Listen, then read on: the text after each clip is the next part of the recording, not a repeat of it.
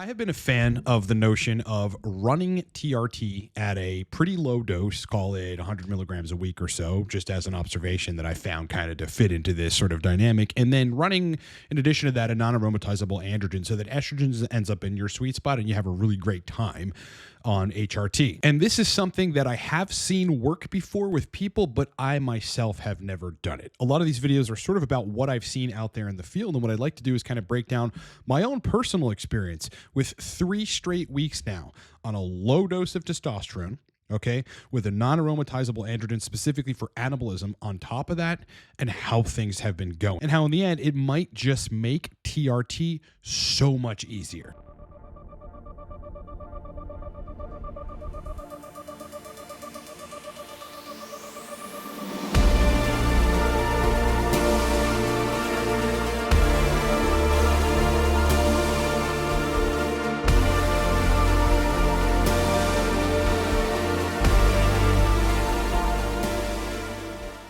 All right, first out the video. In the meantime, Look Cortex Labs is a TRT guidance, sexual dysfunction resolution, and performance optimization company. I mean, the primary thing that we do is focus on resolving libido and erectile issues for men that are on hormones or not on hormones. You can hire me for any of the coaching packages that I have targeted to those things at livecortex.com in under a minute. There's a 1 month, a 3 month, there's a singular call, there's consultations, there's all kinds of good stuff for you to look at.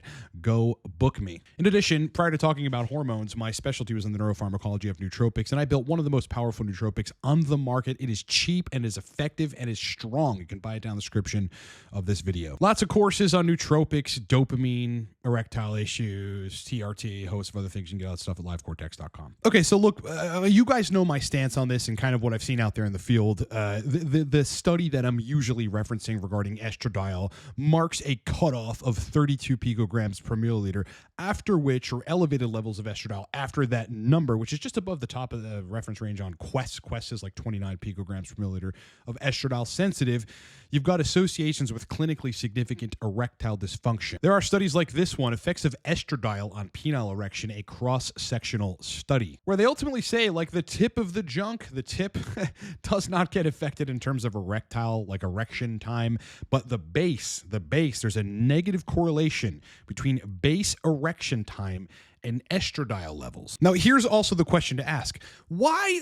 Okay, you've got 3 different compounds that basically are in the system relative to TRT. You've got testosterone itself, then you got the conversion to estradiol, then you have the conversion to dihydrotestosterone. We know, based on the scientific literature, that testosterone and dihydrotestosterone are pro-erectile hormones, whether relating to optimization of the vascular endothelium, the endothelium of the actual male organ, upregulation of nitric oxide, proliferation of smooth muscle, optimization of the venous occlusive function. But what we know is that one of those 3 hormones doesn't belong in the category of erection optimization.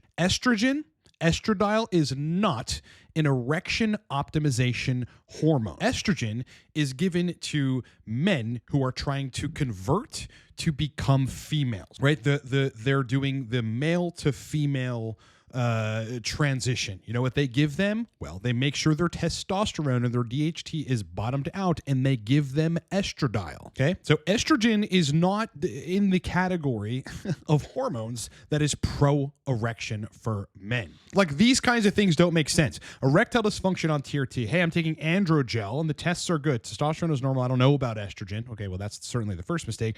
But I don't have symptoms of high estrogen. Yes, you could be completely devoid of symptoms relative to high estrogen, like nipple sensitivity and emotional whatever outbursts and kind of whatever other things that come with estrogen, sometimes anxiety, but still have erectile dysfunction. And that is a symptom of too elevated estrogen for you. He goes, my penis reacts to the stimulus, but very little. Exactly. Well, that indicates it's being inhibited. And of the 3 hormones, testosterone, dihydrotestosterone, and estradiol, which of those hormones would be pro-erectile? Just generally thinking, right? Just generally speaking, this is really, really simple stuff. And which of those hormones would you think is the most likely to contribute to, the male organ reacting to stimulus, but very little, being inhibited? Which one of those is more likely to inhibit the male organ? It's a very simple concept. If a guy is on androgens, okay, and he's having erectile issues, there are 3 hormones there: test, DHT, estrogen. Which one is at the root of it? Now, a lot of people are going to tell you things like, well, your erectile dysfunction is due to other issues, likely, right? Cardiovascular issues, otherwise issues. Oh, it's all in your brain or it's psychological. Yeah, your psyche is fucking preventing, the physiology of dopamine and oxytocin and spinal cord signals to the penis, and therefore nitric oxide and endothelial function, blood vessel function, ischio-cavernous function, corpus cavernosal filling with blood. Yeah, sure. Your psyche is fucking controlling that physiology. It's horseshit. The bottom line, despite, all the pro-estrogen crusaders that want to, even as MDs, which I find completely and utterly absurd, say that this marker does not need to be managed. Don't manage estrogen. Don't worry about estrogen on TRT. The bottom fucking line is, of the three hormones, test, DHT, and estrogen, there's one hormone likely to cause dick problems on HRT. And it's estrogen. But then you have, just to solidify this argument, you have this whole subset of people that when they dose test, especially, people just have a problem with test, right? Because it's not a non-aromatizable androgen. It's an aromatizable androgen. You got people like this when sex drive is higher, when T levels are lower. Like, what sense does this make? It's not that T levels are lower and you need lower testosterone to have better sex drive. It's completely the opposite. The higher the testosterone is and the DHT is, so long as estrogen's in your range, the better all of that stuff is. Okay, if you needed permission to believe that, take it from me. But in these cases, this is a guy where coming up to the next shot, the next injection, he's obviously doing once a week or something, some big gap frequency. Sex drive is better coming up to the next injection. That's because estrogen isn't peaking. It's already peaked and it's now going down while androgens are still sufficient. So all that is a primer for this. Estrogen's the culprit. It would behoove you not to listen to someone who says otherwise. Some people are more sensitive than others because you have these anomalies, and there are outliers based on the data that I've collected over the years where estrogen's 75, 80 picograms per milliliter and they don't have ED at all and everything's fine. But the bottom line is, okay, for some people to have a better experience on HRT, TRT specifically, they're just going to have to dose testosterone pretty low, and they're going to have a non-aromatizable androgen on top of that testosterone in order to get some of the other benefits that the high-dose testosterone would give them that they can't actually tolerate with the high-dose testosterone because it's an aromatizable androgen. So in the field, I've seen this work over and over and over and over and over and over again. This is why I know. I've also seen in the field estradiol past people's ranges, which seems to be a little different for different people, but generally speaking, you don't want to have it above 40, 50. You want to pushing it up there. The more it pushes up there, the more it inhibits some hypothalamic dopamine, the more it inhibits your libido, and your libido is a strong driver of the erections. But for the largest subset, I think, of the TRT population, which is people that really can't tolerate high estrogen relative to erectile function, they're just going to do better, as all of these guys, a lot of these guys have found over the years on lower doses of the aromatizable androgen, in this case being testosterone. Dose ranges in my observation are 80 to 130 milligrams a week. HCG obviously complicates this. The more the HCG, the higher the estrogen, so this complicates things. To put this to the test, okay, outside of field work, okay, I think, taking advice from people regarding, their assumptions or their observations, regarding TRT is good, so long as they can, it's coming from a place of seeing a lot of situations or cases out there in the field with people they may have given advice to or coached or whatever. And generally, it's frowned upon to talk about N=1, but that's what I'm going to do in this video. I started dosing, okay, 98 milligrams a week, which is 100 milligrams a week, let's just call it 100 milligrams a week, of testosterone cypionate, okay, testosterone cypionate, doing daily shallow intramuscular injections with a 5/8 inch needle. On top of that, I added initially 11 milligrams of Anavar per day, ran into some side effects on day 2, day 3 that I wasn't willing to try to push through, which probably would have resolved, but I decided to sort of back up and say, wait a minute, how low can I go on Anavar and still get a beneficial effect? The goal was not have to think about estrogen at all, see where it lands on the labs, analyze what it's doing to libido and erections, but also compensate for the loss in anabolism and energy, gym energy particularly, with the use of a very, very strongly anabolic compound like oxandrolone, which, by the way, was prescribed to me. And I am 3 weeks into this protocol, and I've got to say, I feel fucking incredible. Okay, I haven't lost any muscle mass. If anything, I am stronger at the gym. My pumps are better than normal. I am still slowly but surely putting on mass, which is one of the most sustainable ways to actually build tissue and keep it. I am extremely strong. I have not lost strength, and I'm continuing to be able to increase the amount of weight that I am pushing at the gym. But importantly, right now, okay, after 3 weeks of 100 milligrams of test a week and 5 milligrams of Anavar a day, so I moved it down to 5-6 milligrams a day, my libido, so my sex drive, and my erections are pretty goddamn good. I mean, like, really good. My girl, okay, she is sophisticated, sexy, mature, emotionally intelligent, physically attractive, mentally attractive, emotionally attractive.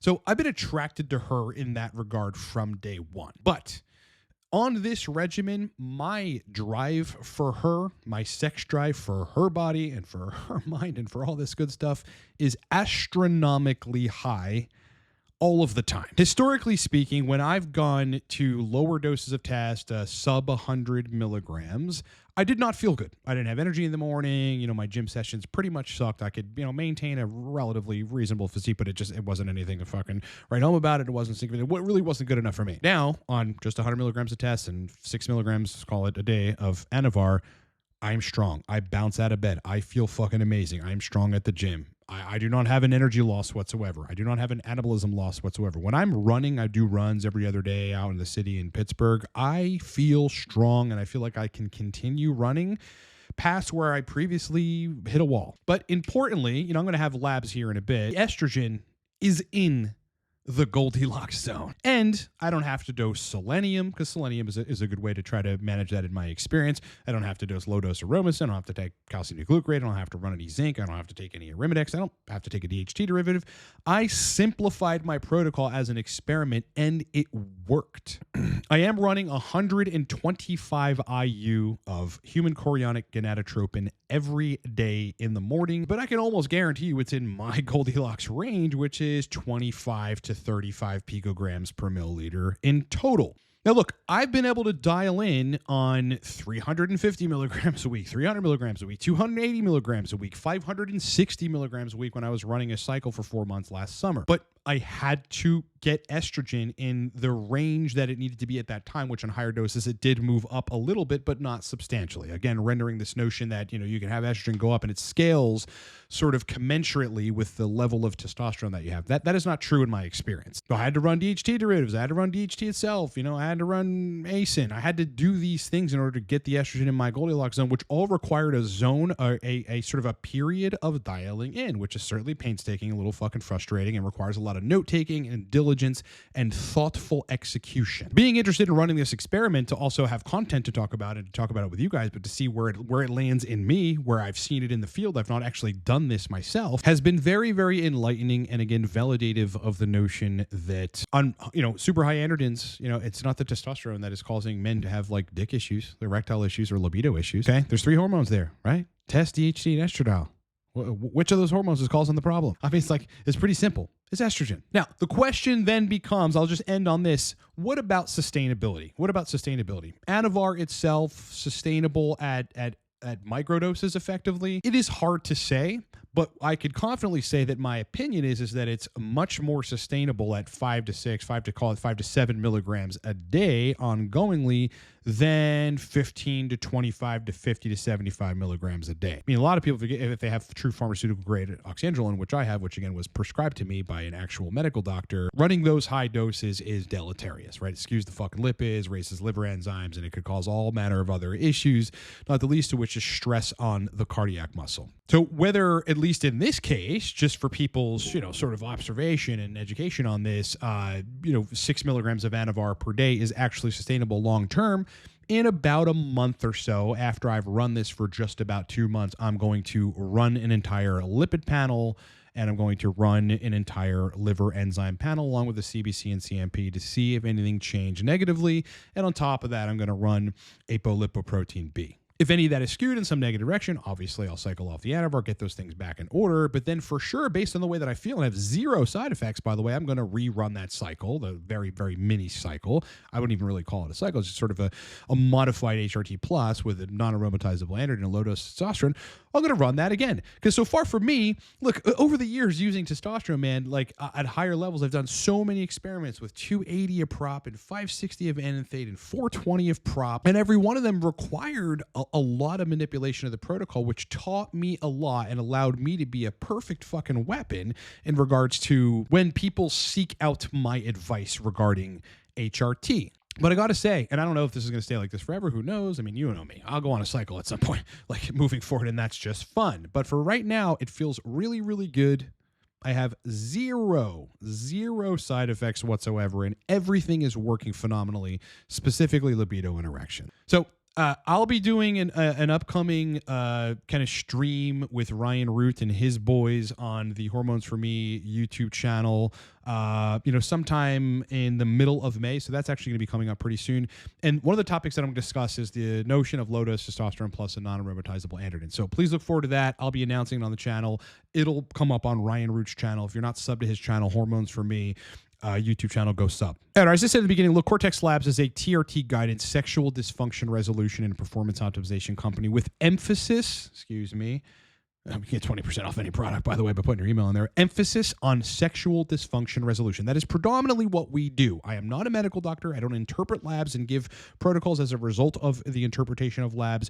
My specialty is in sexual dysfunction resolution and performance optimization. Whether men are on HRT of their own choice or not on HRT, that is what I do. And you can hire me to guide you on those things for any different variation of coaching options, whether it's a month one-on-one, it's 3 months one-on-one, it's 6 months one-on-one, it's a year one-on-one, or it is a singular call. Book me in under a minute at livecortex.com. Again, HRT is not what we're all about exclusively. I built, in my opinion, humbly, one of the best nootropic stacks on the market. Take 2 capsules, you're going to notice your brain turn on. You don't need your Starbucks drink. You don't need your double shot. Or have it.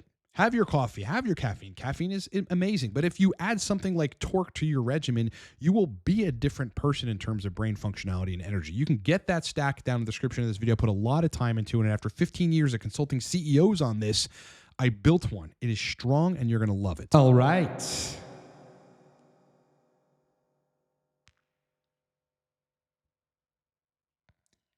Brother. It has been an absolute pleasure hanging out with you. Thank you guys so much for watching. Please like the video. You know, it means the world to me if you want to do something for me for all the content that I put out. I don't ask for much. Hit that like button. It's free to do, and it really means a lot. Otherwise, sub to the channel. So much more breakdown on HRT, HRT+, TRT, libido, erectile optimization. That is primarily what we do. I'd love to have you as a sub. Other than that, kick ass. Hope you enjoy the rest of your day. Rock on, and I'll talk to you boys on the next one.